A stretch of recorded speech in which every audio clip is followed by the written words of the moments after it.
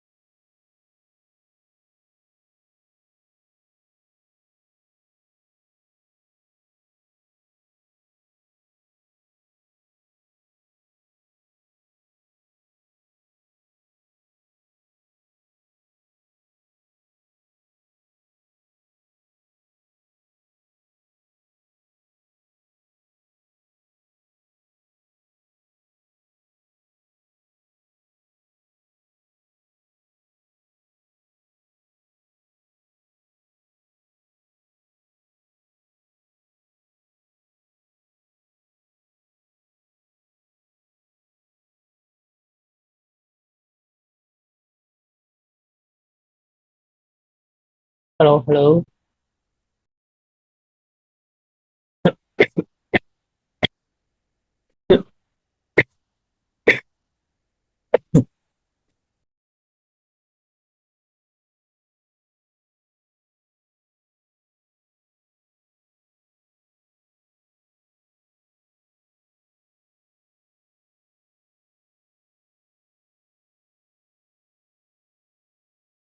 OK，视频不开了。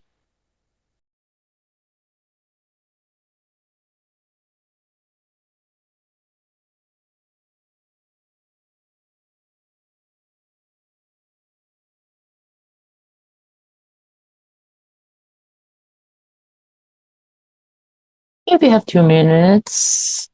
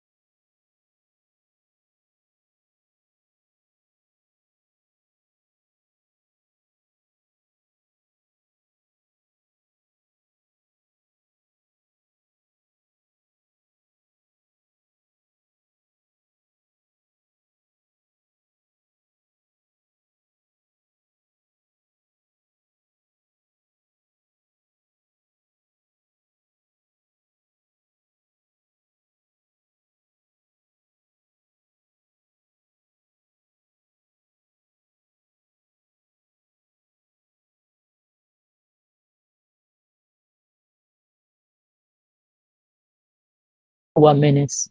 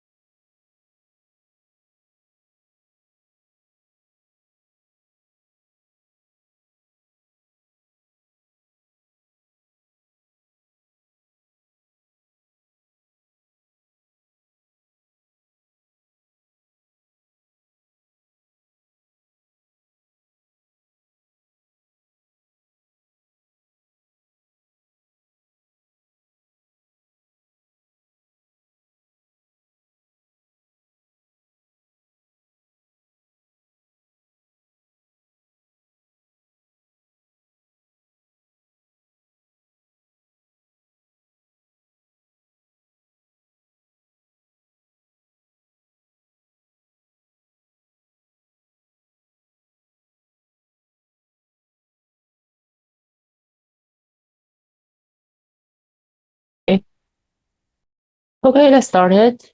So the last week we talked about the first 10 questions in our book B about calculation. And this week is going to talk about the 11 to 20, which is all about the number theory. So calculation is very important in RMO only, maybe because in MOPS the calculation is easier. But number theory, so both MOPS, APMOPS, or RMO, so they both have some difficult questions about number theory. So it's very important. So also, right, in book A, we have talked about the basic problem about number theory. So now in book B, we just focus on some difficult, yeah, some, maybe not that difficult, but yeah, maybe twisted question. So tricky question. You need to think about how to solve it by analyzing, not just at the first time. So for example, yeah, the first question, the question 11.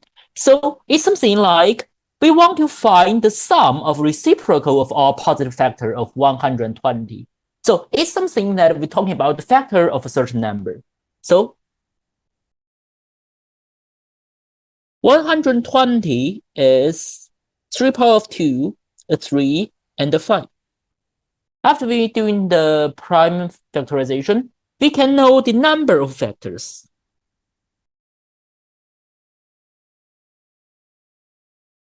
Which can be calculated by the exponent of each prime factor plus a 1, which is a 16, right? Also, we can get the sum of factor here. The sum of factor is something similar with the number of factor. So for each type of prime factor, we just add all power that below the actual power together. So for example, for 2, we're adding 1 and 1 power, 2 power, and 3 power of 2. For 3, it's 1 and 3. So for 5, it's 1 and 5. So these two are very important characteristics. The number of factor expression and sum of factor expression. So we should remember this and we should know why is that. Yeah, I believe you have already learned this. So then we just calculate it. So this will be a 15, this will be a 4, this will be a 6. And then the answer is 360. Right? So this is what we learned. But the question is about what? It's about the reciprocal of all factors and adding them together. So how to solve this? Actually, it's the same thing as calculating the sum of factors. So we know that 120, right? We have 16 factors. Maybe we just assume the 16 factors.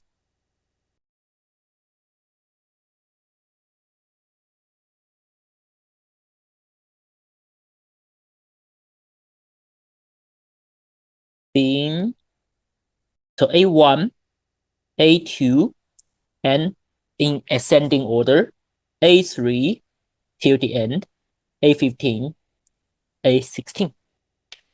So maybe A1 is 1, A2 is 2, A3 is 3. Yeah, A16 is what? Is 120 itself, right? A15 may be 60, right? Okay, then we want to calculate this. So this is the sum of reciprocal of them. So if we want to add fractions together, we should unify their denominator first. So where can we making a unified denominator? So they are all factors of 120, right? So why not we just unify the denominator into 120?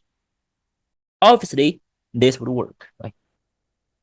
And then here comes the question. So if you want to unify the denominator into 120, so what will the numerator be? Actually, here will comes another characteristic of factors.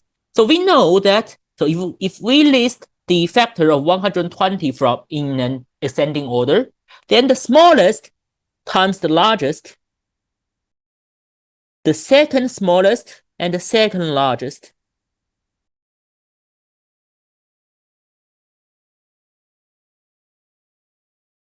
The production of the first and the last will always be the number itself, right? This is very important. Yeah, so I should write it not in this place. Yeah, maybe here. Yeah, this is very important. So according to this, we will see if we want to unify this 1 over A1 into something over 120, which means, yeah, 120 is A1 times A16. So actually, the denominator is timed A16, then the numerator must be A16. Right? And for the same reason, if we want to make A2 into 120, the numerator will become A15 because 120 equal to A2 times A15. And then till the end, so the 1 over A15, what we want to make A15 into 120. So now the numerator would be A2. And the last one would become A1. So now we can see, so if we just unify the denominator into 120, then the numerator would just be the reversed version of A16, A15 to A1.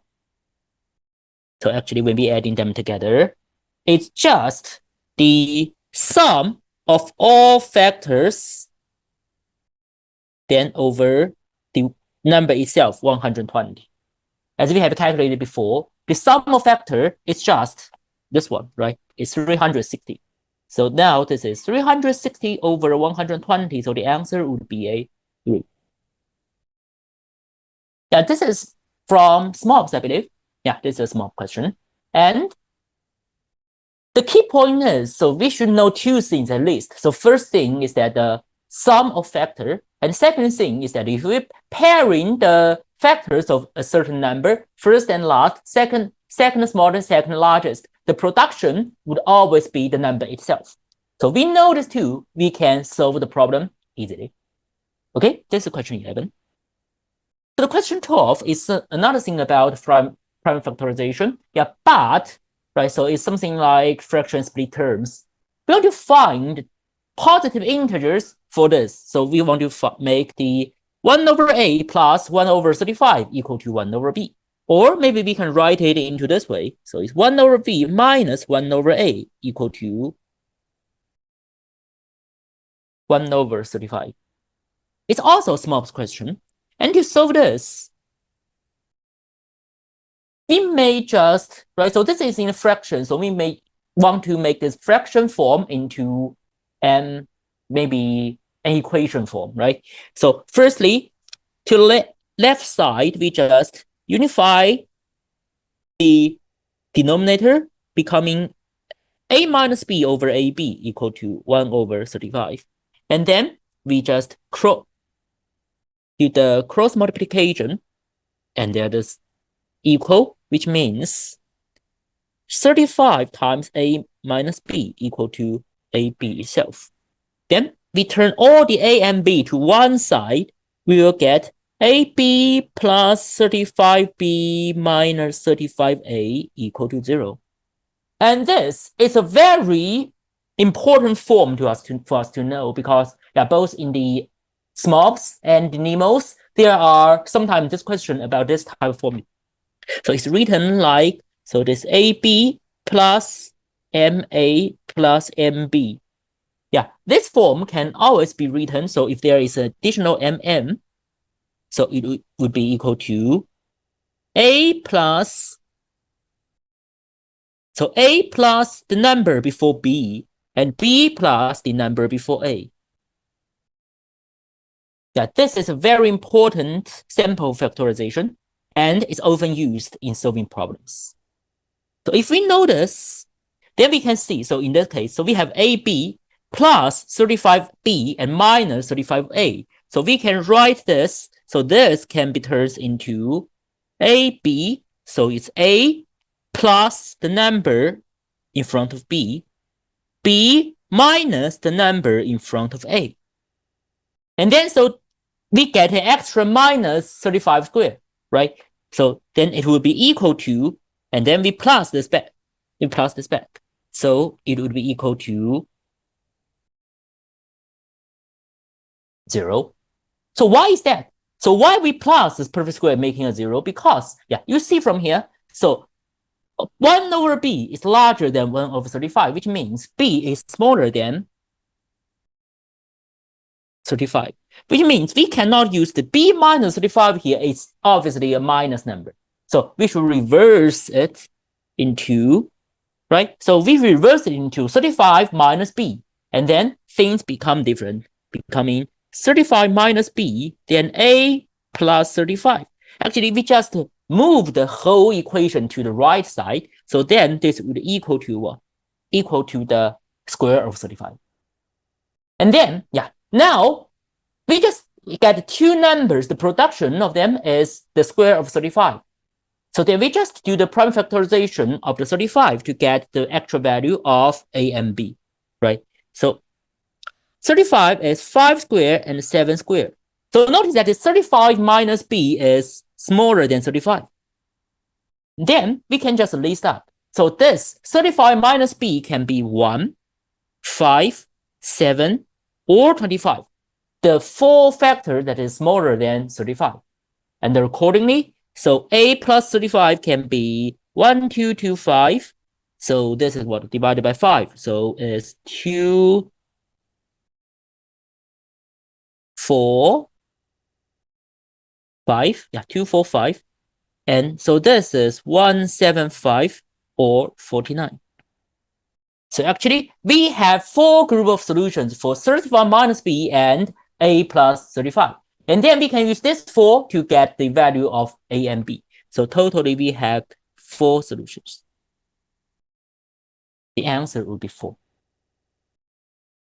So this is a typical question about prime factorization of an equation. So we should know this form quite well to solve this problem. Yeah, this is very important. Then we move to the question 13. So the question 13 is, so this question is asked quite often, I have to say. So in recent 10 years, this type of question occurs for 7 times, quite often. It's asking about how to write a number. Sorry, my pen does something arrow. Yeah, it's something about write a certain number into sum of consecutive numbers.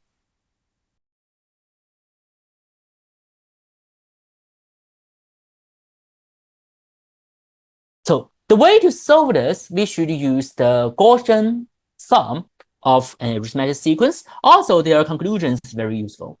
So first thing is that, so this a can be expressed as sum of 20 consecutive positive integers, which means a can be the sum of a1 plus 1, and a1 plus 2 till the a1 plus 20, so it's a1 plus 19, right? Let's see what we do get from here. So now we can see, so this is a would equal to, is the Gaussian sum, is 1 over 2 times 20 times 2a1 plus 19. So this is 10 times 2a1 plus 19. So let's see from here. Or maybe make it more clearer. A equal to this. So then obviously, so a is a multiple of 10. Also, we should notice that the 2a1 is an even number, which means this is an odd number. So this is 10 times an odd number. So as long as this a is an odd multiple of 10, it can be expressed into what? So into the sum of 10 consecutive numbers, right? So the first thing is that we should ensure that a is a multiple of 10. And then secondly, so it says that there are exactly 20 different ways to do so. So we have 20 different ways to make a into sum of several consecutive integers. So here we have a conclusion, which is, we have mentioned this before in our RMO mock test 1, right? So this conclusion, I believe all of you have know, and you should remember that. And why is that? So the conclusion is that, so the way to write one number into sum of consecutive numbers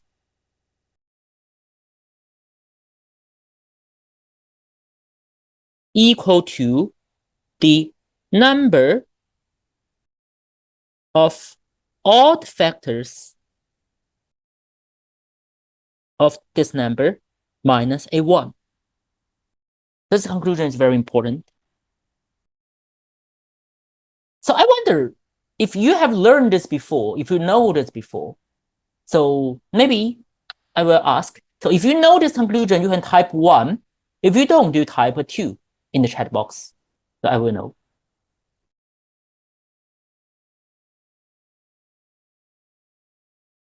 How many of you know this conclusion? If you already knew, you type 1. If you don't know, you type 2.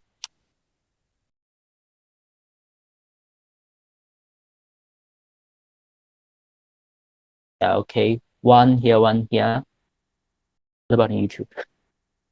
I cannot see those on YouTube. Maybe. Okay. Yeah. But for those, yeah, most of you know, so I just skip it. So after knowing this conclusion, we will see that, so there are 20 ways to write what? So to write A into consecutive integers, which means then for this question, 20 ways here. So A would have 21 of odd factors. So now we know A have 21 odd factors. A is a multiple of 10. And A is the smallest positive integer, right? So A is the smallest positive integer here. So which means how to satisfy this? So firstly, A must contain a 2 and a 5.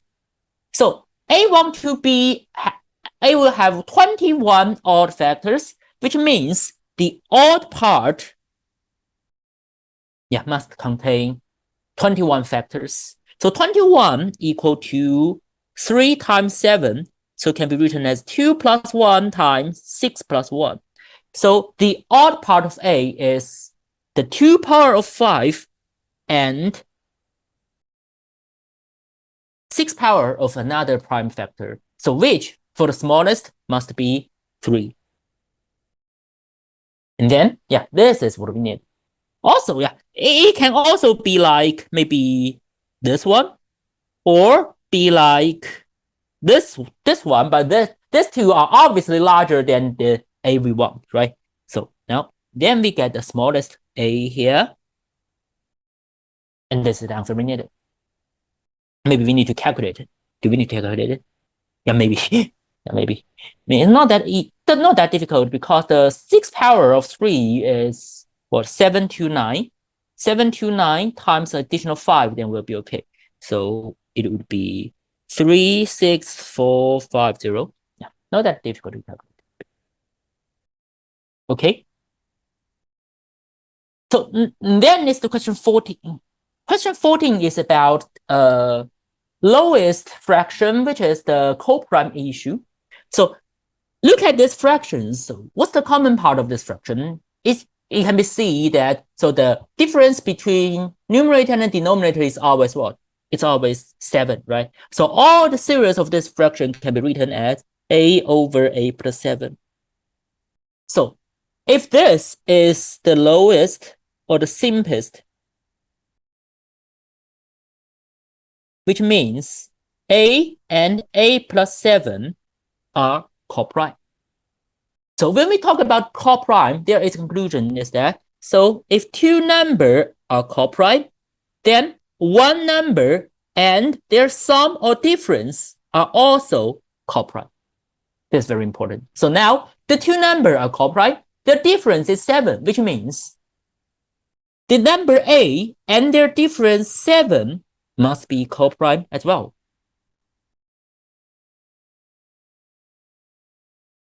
Then this is very easy for us to solve. So now we know in this series of fraction, as long as it's the simplest form, then the numerator must be co-prime with what? With 7. 7 is a prime number, so just want to ensure that 7 is not a factor of A. Then the problem is solved. So the key point is we just want to know from 1 to 2021, how many numbers are there that is not a multiple of A, a multiple of 7? Which is quite easy because we can just calculate 2021 divided by 7, so which is 2A8, remainder 5. Which means there are from 1 to 2021, so there are 2A8 multiple of 7. Then the remaining number are all not a multiple of 7. Then the remaining numerator are co-prime with 7. Then the fraction would be the simplest form. So we just use the 2021 to minus this 2A8 to get what we need. The answer would be like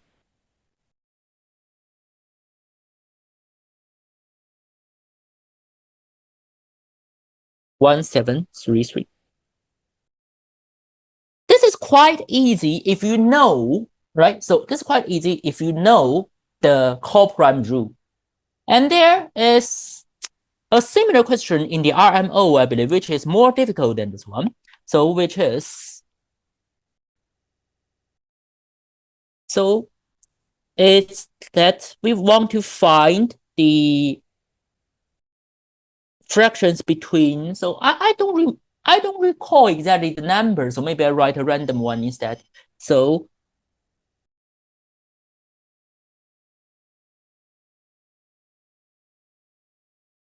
until the end is 181 and 179. So how many of it are simplest? This is an RMO question. So the actual number is not 360, but never mind, the method is the same, right? So now for this series, we will see that, so in this case, it's the sum of numerator and denominator equal, right? So which is 360 is their sum. So which means all the fraction can be written as A and 360 minus A. And then which means A and 360 minus A are co-prime, which now we can use the sum because number are co-prime, the sum of them are the number and the sum are co-prime as well.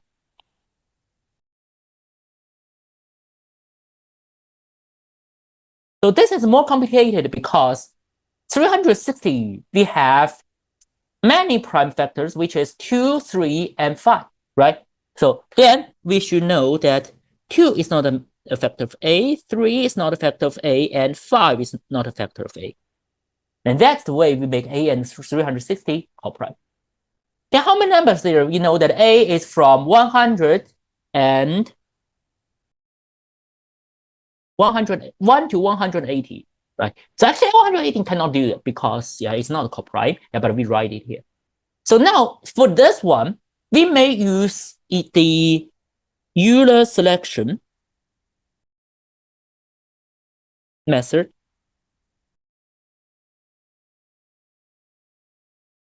So if we find numbers, from 1 to 180, which is co-prime with 2, 3, and 5, we can use this selection rule by, so we know that in all the natural numbers, half of them are a multiple of 2. So we remove this half to remove the multiple of 2's.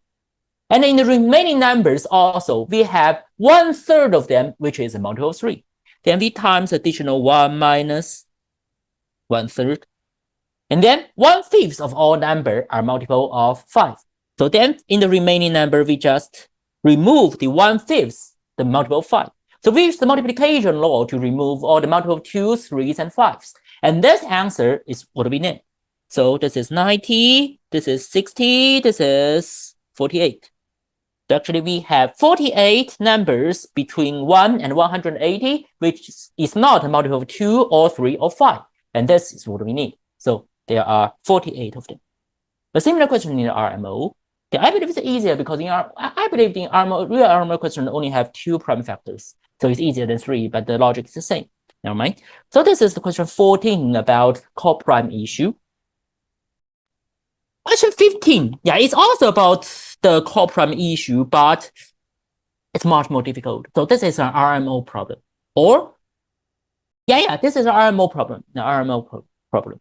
So it says that, so 2016 children arranged in a circle. So it's number 1, number 2, number 3, until the end is 2, 0. And starting with the first child, so which means that we can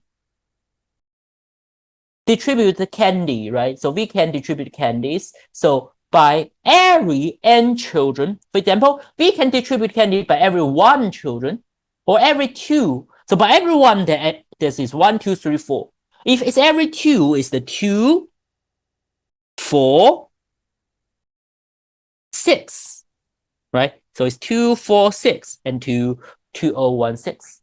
So if it's every 3, then it must be the 3, 6, until the end, or multiple of 3s to get this 2016.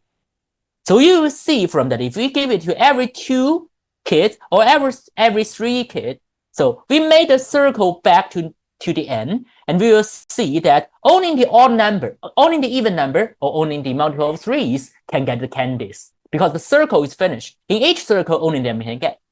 Then we know that in this case, we cannot make every student receive the candy. 1 is okay. Every 2 and every 3, both are not. 4 is not. And if you try 5, you can see every 5 kid is okay. So 1 and 5 is okay. 2, 3, and 4, both are not. So the problem is, so how many different natural numbers for this n? So we give the candy for every n kid, and then we can make everyone gets the kid. Gets candy. No, not gets kid, gets candy. So how to solve this one? So here, I just give you the conclusion, and then we prove this conclusion, which is much easier for you if we don't know the conclusion and you try to find it. It's not that easy to find. So the conclusion is that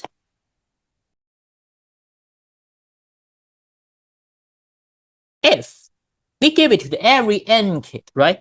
So if n and the total number 2016 are co-prime, then everyone can get the candy.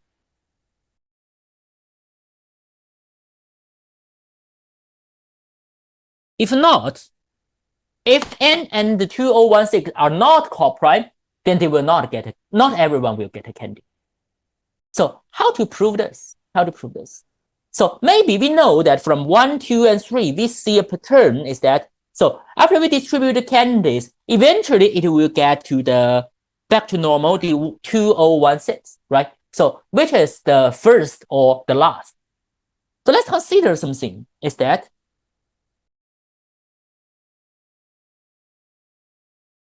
we assume a thing is that we distribute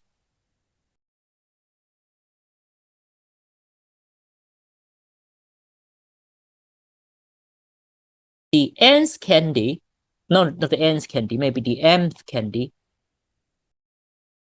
to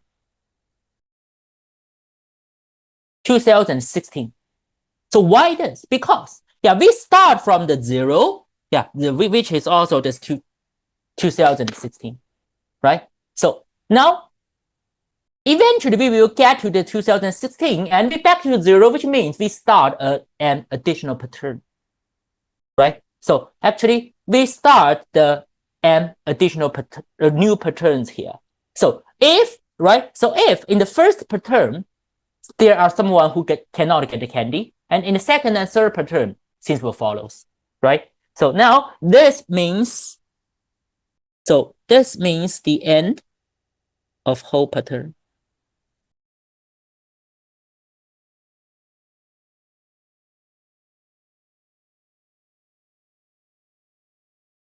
So now we just look at the first patterns to see. So are there any way for us to have everyone get to candy in the first pattern. So now we will see that if the 2016 is the M student to get the candy, which means, so we count from what? So we count from the every M people, which means the numbers who get the candy is M, 2N, 3N, and then the MM, right? So, and for the Mth candy is the, so we count for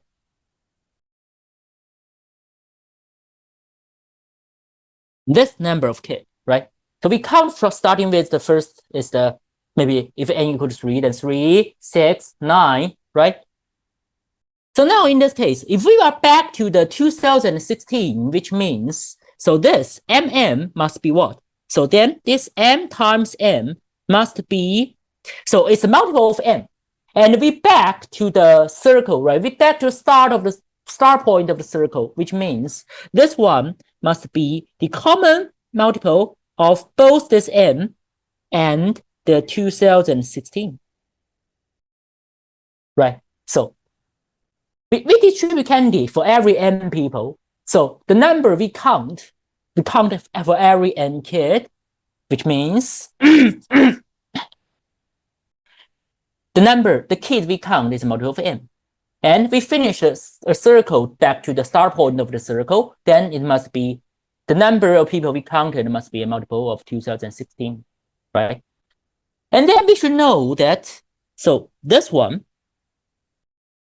the LCM of two numbers can be written as the production over their, this is the production.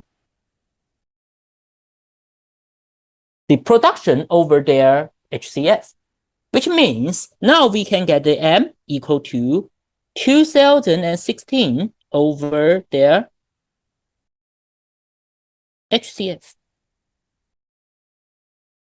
So now it's obvious is that, so if the N and 2016 are coprime, then M would equal to 2016, which means during the first pattern, right? During the first pattern, we have given all the 2016 candies out, which means this can ensure everyone to get the candy because in the first pattern, everyone gets the candy. However, if they are not coprime, then M must be something smaller than 2016, which means in the first pattern, not everyone gets the candy. And then the pattern is finished. So in the second and third pattern, of course, no one would get candy as well. So now this is the proof of the conclusion. It's not that easy to understand, but however, so it's very important for this. So as long as if we want to ensure that everyone gets the candy, we just set this N to be coprime with 2016. Then problem is solved. So actually, the number of N is just the number who is smaller than 2016 and is coprime with 2016. So the numbers smaller than 2016 and the coprime with 2016. Also, we can again use the Euler distinction. So it's the 2016 is 5 power of 2, 2 power of 3, then times 7. So we should remove all multiples of 2, 3, and 7s. So for all the 2016 numbers, we times 1 minus 1 over 2 to remove all multiples of 2. 1 minus 1 over 3 to remove multiple 3s. And 1 minus 1 over 7 to remove all multiple of 7s. And then this is the answer. So how many of it?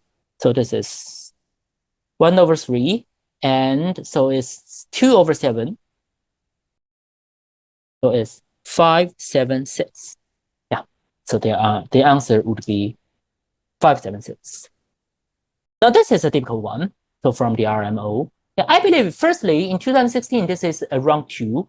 And then in the next year, or maybe the 2018 or 2019, and they make it easier and put it into the round 1. So anyway, so this is the base. So this is a difficult question. So you should remember this conclusion. So we distribute candy. So how can make sure everyone gets the candy? So we just want to make that number we distribute, the number of people we distributed candy. So it would be co-prime with the total number of the circle. Then we'll be okay. Okay, this is the question 15.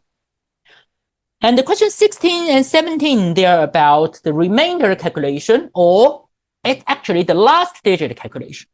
So we want to determine the last 2 digits of several numbers, right? So actually, we should know that the last 2 digits equal to the remainder divided by 100. Now, this is quite important because, yeah, we should notice that, and we should use the remainder calculation way to solve the problem, right? So now, the factorial of n, if we want to find the sum of this, the last 2 digits of this. But, yeah, there is a brainstorm. There's a tricky point here, is that actually we don't need to calculate them because we should know that from here. So starting from 10, we know that if n is greater than 10, then we must know that for a number over 10, so that it must contain 2 5s and 2 2s. So then the factorial of n must be a multiple of 100, and then which means it has a 00 on its last digit. So actually, starting from here, we don't calculate the 10, factorial of 10 or 13 or 20, 23. No need for them because they are all zeros. All of them are zeros. Yeah, sorry, the network. Yeah, there's some trouble with my network.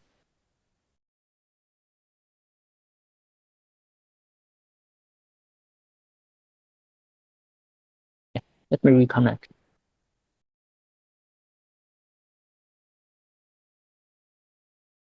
Okay. So actually, these are all the zeros.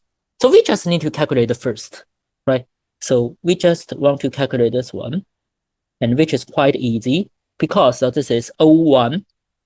The 4 factorial is 24, and the 7 factorial as well. So it's 5040. So it's 40, and then this would be 65. The last 2 digits of the first 3 is 65. So the answer would be 65 as well. Okay, so this is something tricky that we should notice that it must be, oh no, yeah, okay. So starting from the factorial of 10, all becoming a 00. Yeah, this is very important thing.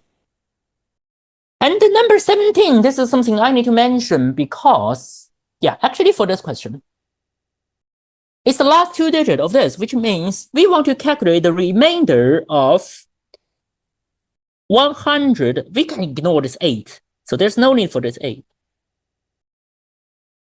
Actually, the question is asking about what? So this large power of 2, the last 2 digits, the remainder of it divided by 100, right? So actually, there is an official solution of this one, yeah, from the RI given. So it asks us to find the patterns here. But you know, so for each exponent, yeah, for each power of certain number, there must be a remainder pattern, right? So the method 1 is that we try to list and find the pattern.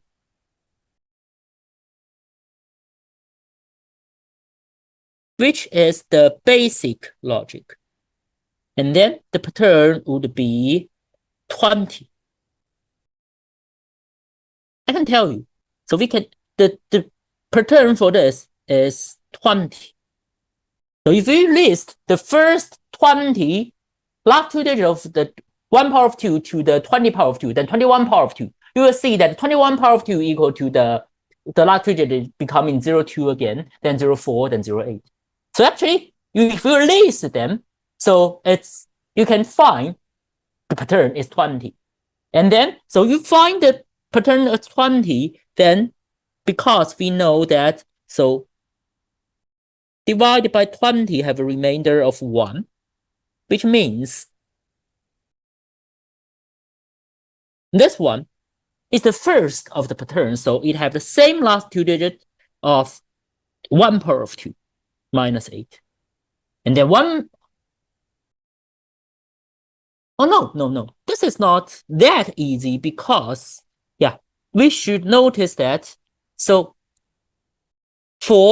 actually the pattern is not like, actually the pattern is not like from the O2 because there's no O2 here. So if we list that, so list it is 202408 until the 20th is the 76. Yeah, the 20th is 76. But the 21st is not. Actually, the 21st is not an O2. It's a 5-2. But then becoming an O4, 08. So then it's the same. It's the same. To the 14th is 78. Then 5204. Yeah, you will see that. So the first pattern, the first term is O2, but from till the last, it becoming a 5-2, right? It becoming a 5-2, which means now it's the first of the pattern, but it's not like O2. It's a 5-2.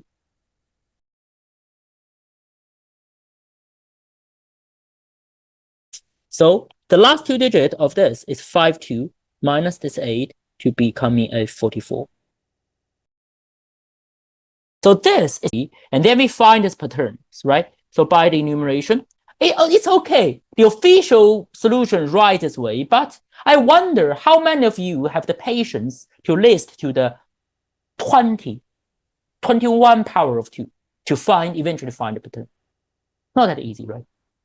So now here, I will introduce another way, which is, very easy for us to find the patterns, right? To find the patterns in power, remainder pattern in power. So which is called the Fermat-Euler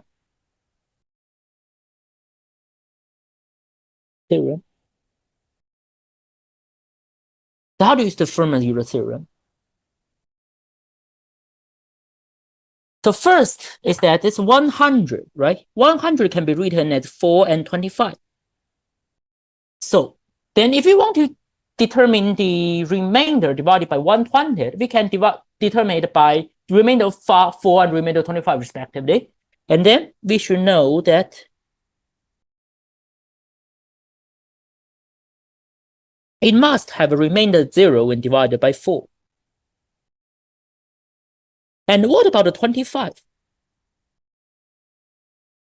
So now we don't determine the remainder pattern by 100, but the remainder pattern by 25. And so the pattern of remainder by 25 can be calculated by this Fermat-Euler, which is we just use 25 times 1 minus 1 over 5, which is the same as before. We just find the number that is smaller than 25 and is co-prime with 25. So which is, we just remove the 5, 10, 15, and 20, we remove multiple 5s. So it's 20. So there are 20 numbers smaller than 25 and is a co-prime with 25. So the pattern is always 20. So the pattern is always 20. And then we can calculate this pattern instead of listing them.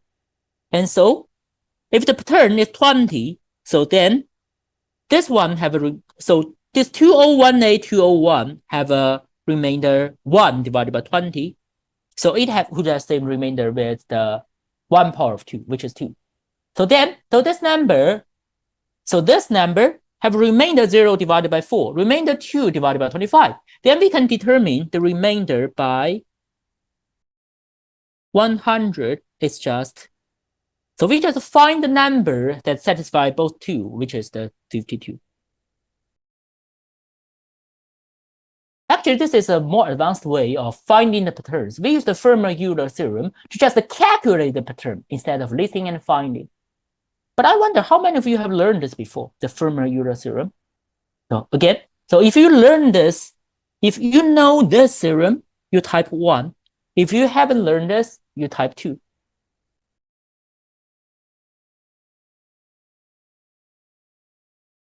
So how many of you know this Fermat-Euler theorem? If you learn this, you type 1. So if not, type 2. So 1, 2 here. Actually, I believe this is quite important. So it's not that easy to remember. It's not that difficult to use, but it's so it's easy for you to get. So calculate the length of patterns of a power, which is quite easy, right? So now maybe I write this for you. So what is the Fermat-Euler theorem? Is that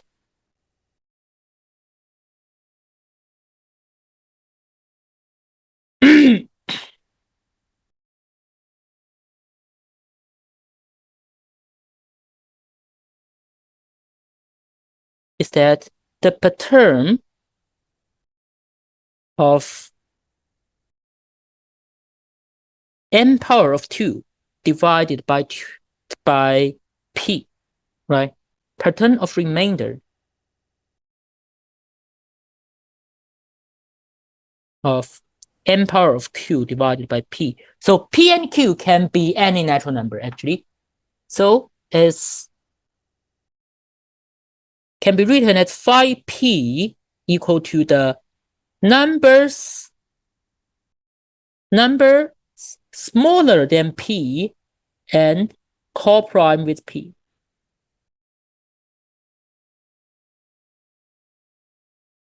So we just find, right? We find the number smaller than this divisor and is co-prime with the divisor. And this must be the pattern of remainders. Okay, yeah. So time is limited, so I don't prove this now.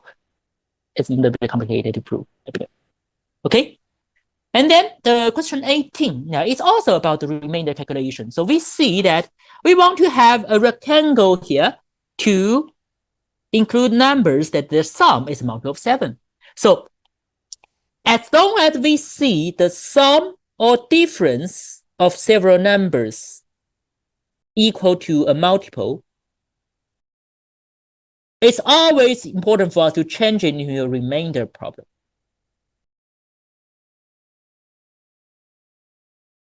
It's quite important. So as long as you see the sum or difference of some numbers becoming a multiple, and then we should use the remainder to check it. So now, we want to make the sum of numbers in a random rectangle, for example, this one, to becoming a multiple of 7. So we just check their remainder. So we just add in the remainder divided by 7. So the first step is to replace all numbers with their remainders 7. So now, it's easy for us to know that this is 1, 2, 3, 4, 5, 6, and 0. So this is 1, 2, 3, 4, 5, 6, 0. So it's obvious that after we do the replacement, so each row is the same. It's all the 1, 2, 3, 4, 5, 6, 0, 1, 2, 3, 4, 5, 6, 0, 1, 2, 6. So it's quite obvious here. Sorry.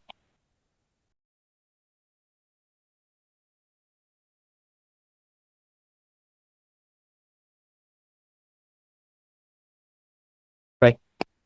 So actually, this table can be replaced by all the 1, 2, 3, 4, 5, 6 zeros. And then, after we make a rectangle, so for example, this one.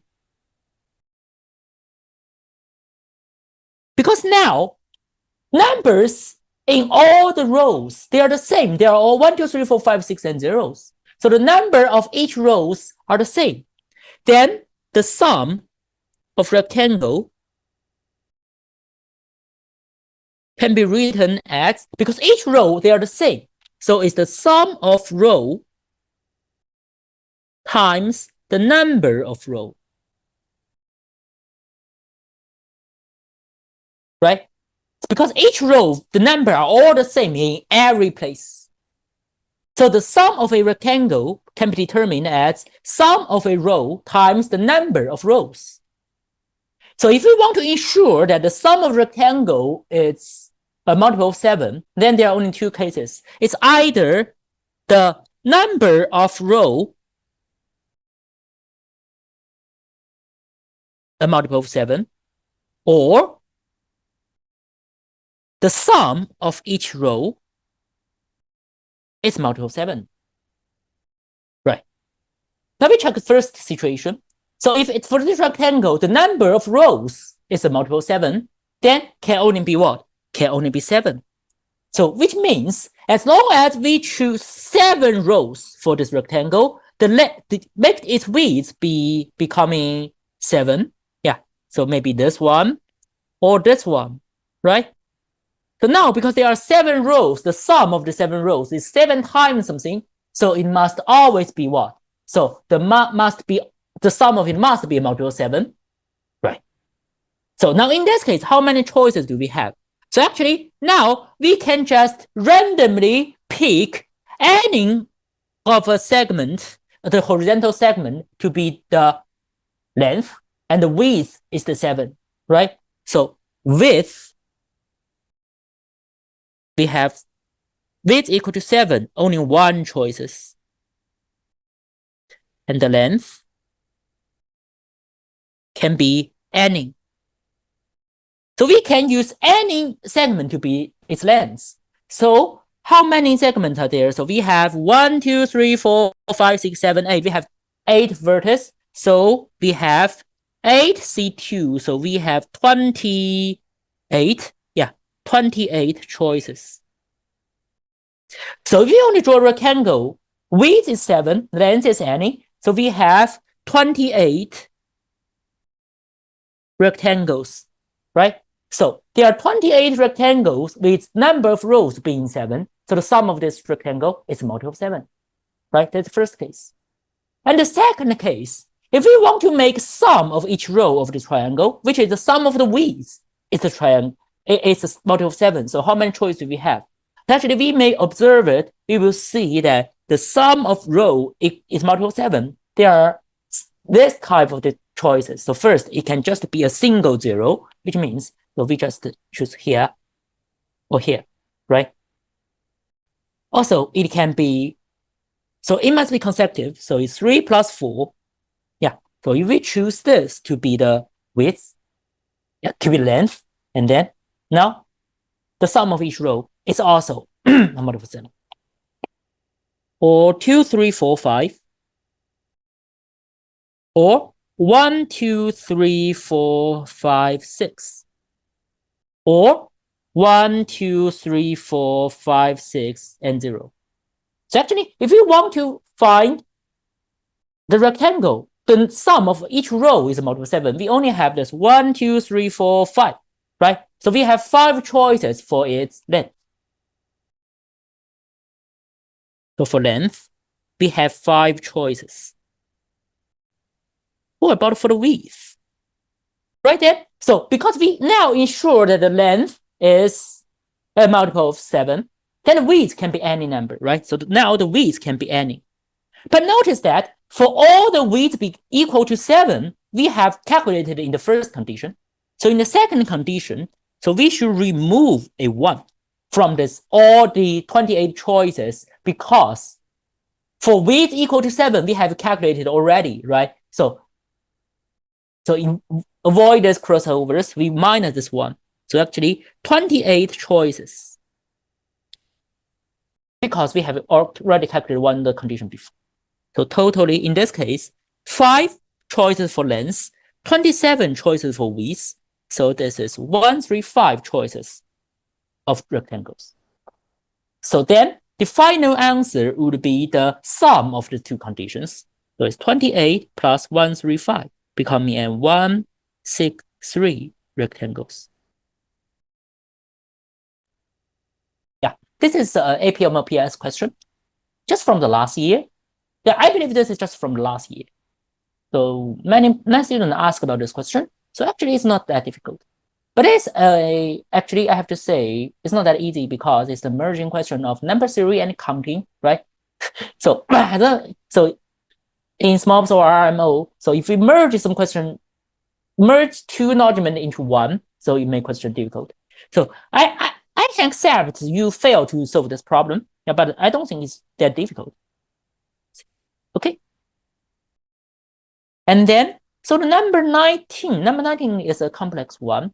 So for a number divided by 2, 3, 4, 3, 4, 5, and 6. So the remainder would always all be distinct. So which can include 0. This one is much easier if we remove this. So if the remainder all cannot be 0, it was much more easier, because if the remainder cannot be 0, then when divided by 2, the remainder can only be 1. And then for 3, the remainder can only be 2, because the remainder is always smaller than divisor, right? So if the remainder cannot be 0, then it can only be one solution, is 1, 2, 3, 4, 5, right? So this is the only way. This is the only way. And so this is something like, so then a plus 1 then must become a multiple of 2, 3, 4, 5, and 6. So then a would equal to the common multiple of 2, 3, 4, 5, 6, which is a 60, right? A multiple of 60 minus a 1. So it's 59, 119, 179. Yeah, it's quite easy if there is no other sentence. However, so now this sentence is included. So now we can be zeros. The question would be much more complicated. But still, we should remember that this is a solution, right? This must be a solution. So this is a 3-digit number, right? So A is a 3-digit number. So this is 59, 119. So we keep this 119 here. So this is one of this number. Yeah.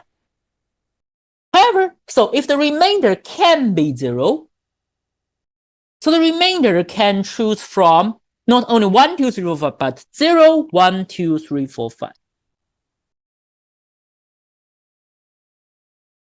So we should choose, right? So we should choose. So there are 5 remainders. So it's choose 5 from the 6. So there is one number are not used for remainders, right? Then how to do this? Actually, we can start with what? So with the 6, because so 0, 1, 2, 3, 4, 5.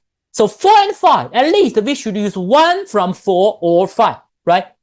Because we cannot, so there is only one number are not used for remainder. So 4 and 5, at least we use one of them. And because remainder is smaller than the divisor, which means 4 and 5 can only be the remainder divided by 6 or 5. So maybe we just discuss the remainder by 6. So now, yeah, this is the case. So 1, 2, 3, 4, 5. What if, right? So remainder of 6 is also 5. And then we can see if is there any other possible remainder for 2, 3, 4, and 5. So now there is something we should remember is that once we determine the remainder by 6, the remainder by 2 and 3 are also determined. Why? Because, yeah, if A have a, so if A is have a remainder 5 divided by 6, then A can be written as 6k plus 5. And we know this 6k is also a multiple of 2 and a multiple of 3, which means, so this have a remainder 0 when divided by 2 and 3, which means it must have the same remainder 5 when divided by 2 as well as 3. And 5 divided by 2 is 1, remainder 1. So once the remainder of 6 is determined, remainder of 2 is determined as well, have remainder 1. And remainder of 3, yeah, is also determined because 5 have a remainder 2 when divided by 3. So now this is called the relevant remainder. So what for one number, the remainder divided by 6, 2, and 3, they are relevant.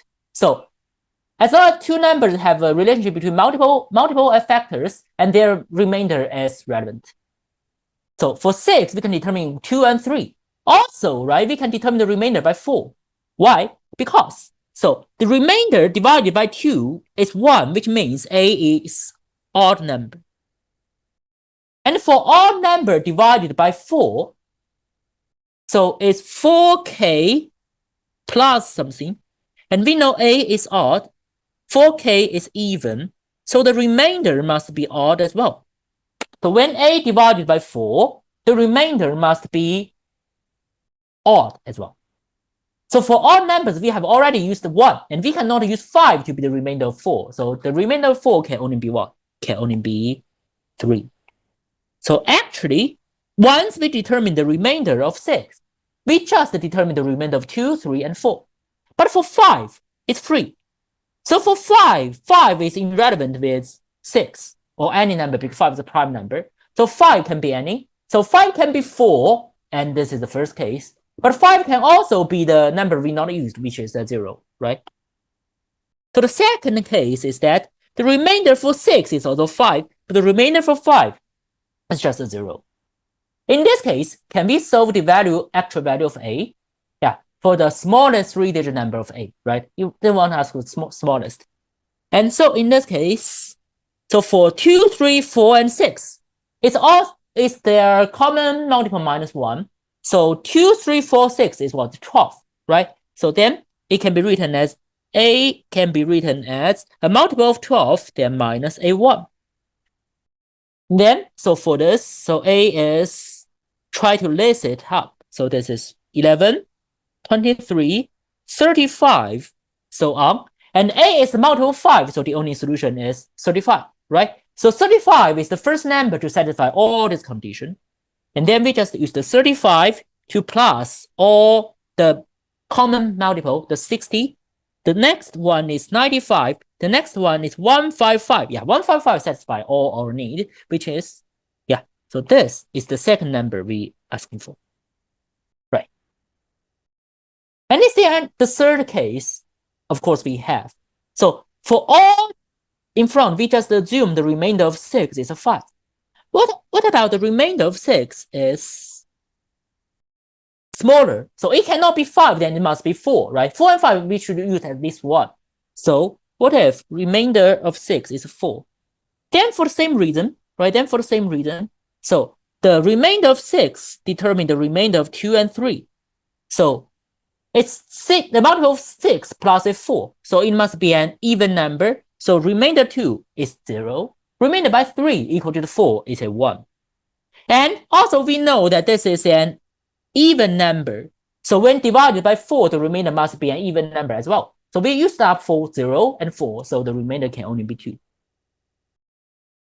Now in this case, the remainder by 5, we have no choices because the only number we not use is 3 and 5. But we cannot remainder by 5 is 5. No, right? Remainder is smaller than divisor. So the remainder by 5 can only be 3. And this case is easy to find because now we can see that A plus 2 would be a common multiple of 2, 3, 4, 5, and 6. So it's a multiple of 16 minus 2. Then this is 58 and 118. So 118 is what we're asking for, right? So now we just get the smallest 3-digit number among these 3 cases are 119, 155, and 118, respectively. So the sum of them is 119, 118, 155, which is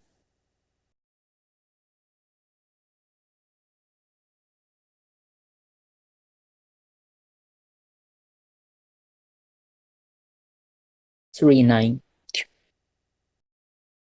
Yeah, 392. Okay. Okay, the last question is about a congruence problem. Yeah, it's about a congruent problem. So now we would see that, so 3 numbers, when divided by number of A, the remainder is the same. So the remainder is the same, which means the congruence. So there is an important conclusion for congruent is that if there are 2 numbers, A and B, they have the same remainder when divided by C, then C must be the factor of their difference, right? C must be different. The factor of the difference. So this is the way to solve the congruent problem. So now, if they both share the same remainder when divided by A, then A must be the factor of their difference. So as long as 2017 and 2758, right? So they have the same remainder divided by A, which means A must be a factor of their difference. What's the number of this?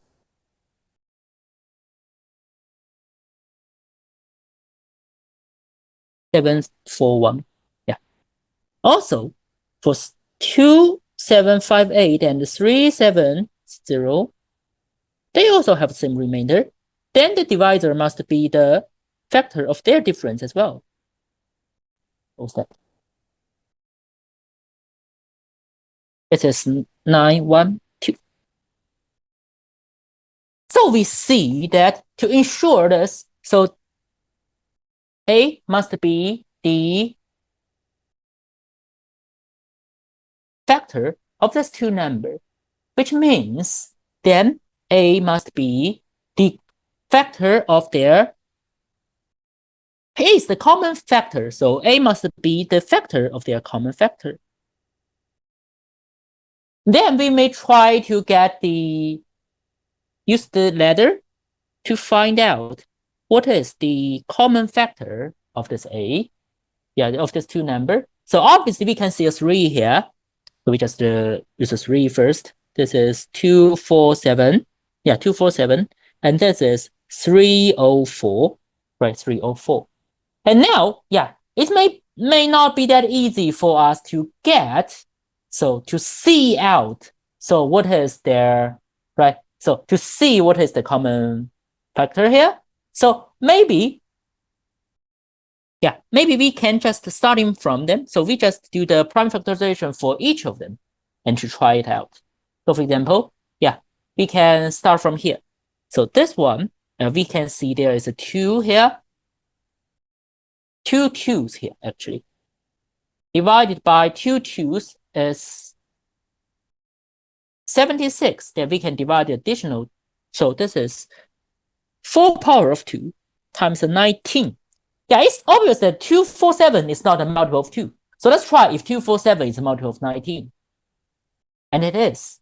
So we can just divide it by 19. Divide by 19. So this is 30 and this is 60.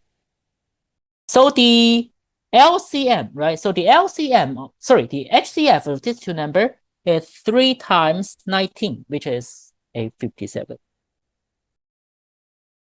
So now, if we want to make all the remainder the same, then A must be the common factor of 741 and 912. So then A must be a factor of 57. And then, so we can check. So A is the factor of 57. So A can either be 1 or 3 or 19 or 57. So there are 4 possible values for this A. But here comes a problem, which is, so for this 3, it's all okay. But what about this 1?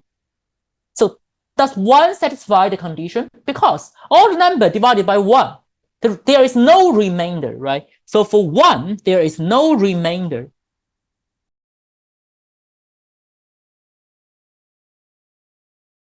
So can A be 1? So if in secondary school, it's a yes, because no remainder means the remainder is all 0. 0 is a remainder as well. But in primary school, I suggest a no. So the official answer is a no. So official answer is the 3, 19, and 57, not including this 1 because there's no remainder. So just remember, so in this case, as long as there is a remainder in the question, so the remainder cannot be 0, right? So this is maybe the official explanation. So the answer is 79, not 80. So maybe yes. Okay, now that's all for the 10 problems of the number theory. So you will see that the number theory problem is kind of difficult because, the easiest problems I put in book A. So in book B, they are all a little bit complicated, not that easy for you to solve. Okay, that's all for today. Thank you. And next week, we are going to talk about what? It's about counting, right? So next day is about countings. Okay, see you next week. Bye-bye.